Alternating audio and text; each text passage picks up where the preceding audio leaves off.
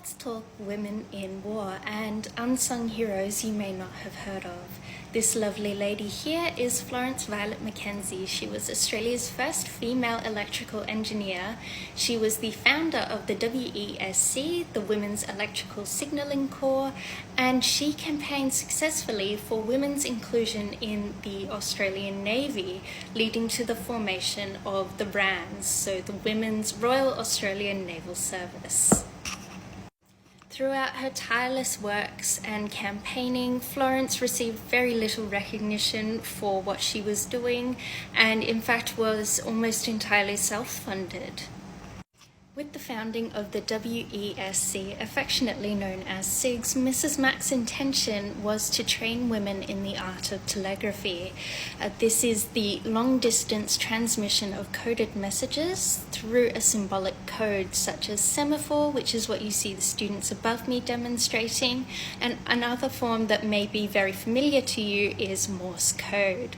The idea of training women in these arts was to replace civilian roles that had been held by men at the outbreak of war. By the time war did reach Australia, she had successfully trained 120 students in the art of telegraphy. Mrs. Mack saw far more potential in her students than just being civilian stand-ins.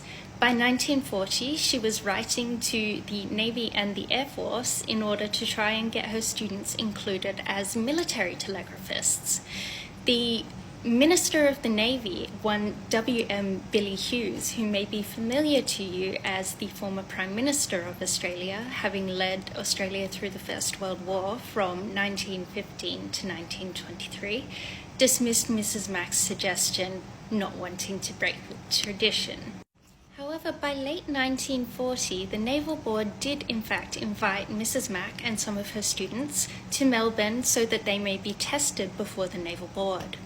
And in early 1941, Commander Newman, Director of Signals and Communications for the Navy, came to SIGS in Sydney himself to test the students there. It was his recommendation to the Navy that they take on board these bright young things. Hughes remained unconvinced, so Mrs. Mack put her foot down. She threatened to take her petition and her pupils to the Air Force instead to see if they would let her in, and this was all it took. On the 21st of April 1941, a letter from the Navy office came authorising the admission of women into the Navy. However, this came on one condition from Hughes. No publicity was to be made of this. So Mrs. Mack had her success, though a quiet one. Florence Violet Mackenzie and 12 of her pupils from SIGS, as well as 2 domestic helpers, arrived in Canberra on the 28th of April. Each of them was dressed in a beautiful green WESC uniform designed by Mackenzie herself. There was no female Navy uniform at this time.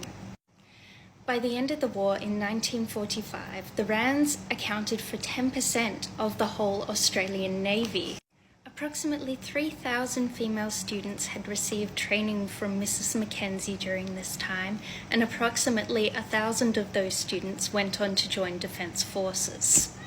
Florence Violet Mackenzie was made an honorary officer of the Australian Air Force from 1941, which allowed her to legitimately instruct Air Force personnel in the art of telegraphy.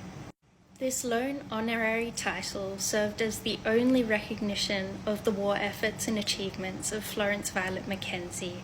She was an unsung hero of World War II, and it was her ceaseless campaigning and her work that we see in the inclusion of women across the forces these days.